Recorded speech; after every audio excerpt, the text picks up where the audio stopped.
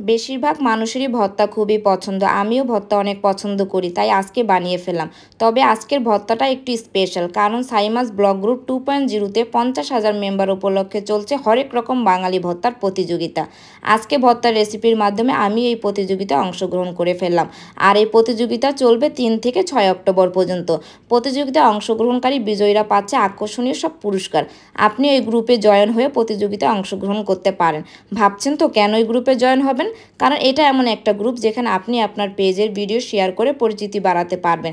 তাছাড়া এই গ্রুপের মেম্বাররা অনেক অ্যাক্টিভ এবং সাইমা আপু সহ আরও মডারেটর আপুরা অনেক আন্তরিক। এখন চলে আসি আমার ভর্তায়। আমি বানাচ্ছি বাদাম ভর্তা। প্রথমে বাদামগুলো ভেজে নিয়েছিলাম, তারপর হালকা সরিষার তেল দিয়ে শুকনা মরিচও ভেজে নিয়েছি। এখন ভাজা বাদাম, শুকনা মরিচ এবং কাঁচা পেঁয়াজ শিলপাটায় বেটে নিলাম। বাটা হয়ে গেলে লবণ দিয়ে মাখিয়ে নিলেই তৈরি হয়ে যাবে আমার ভর্তা। এখন গরম গরম ভাতের সাথে পরিবেশন করে নিলাম। আপনাদের কোন অঞ্চলে এই বাদাম ভর্তা খান কমেন্টস করে জানাতে কিন্তু ভুলবেন না। আর হ্যাঁ, দেরি না করে এক্ষুনি প্রতিযোগিতায় অংশগ্রহণ করে ফেলেন।